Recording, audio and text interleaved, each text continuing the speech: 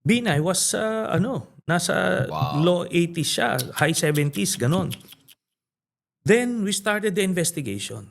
In-expose namin, isa-isa. Hindi ito, hindi ito Spontaneous. demolition job.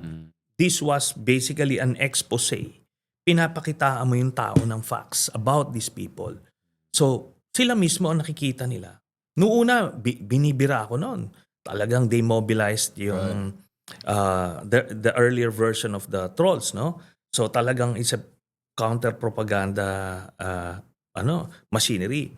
But then, Pero nakita- hinimatay yung spokesman niya, di ba? Sino? May isang time yung spokesman ni Binay, hinimatay sa press conference. I don't even remember that.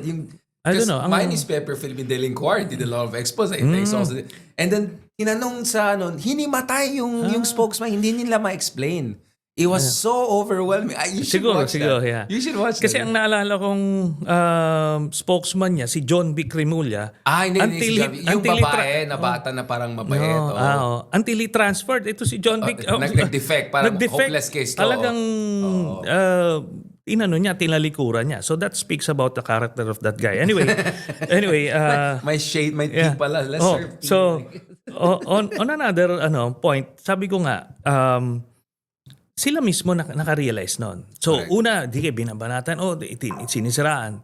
But we presented it na tipong, ito yun, you see for yourself. Hindi kayo niloloko. Nakita nila. Then they started turning away from Binay and started looking elsewhere. Interesting. So that was high 70s, low 80s. Ito nasa mid 30s na. Nag-plateau na ito. She's not wala siyang novelty factor. 'Di ba? She's a known quality or lack thereof. So yan na ngayon, that's what you're working with.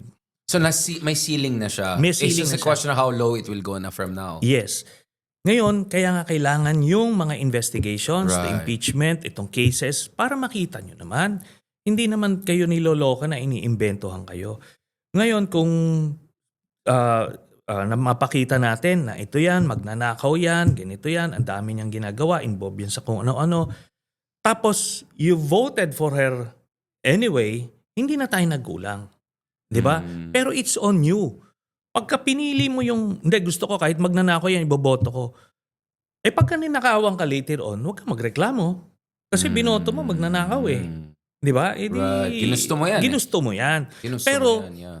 sabi ko, teka muna, kahit ganun kasi, madadamay naman tayo na ayaw natin ng magnanakaw Correct. na mamumuno. Kaya, let's do everything we can now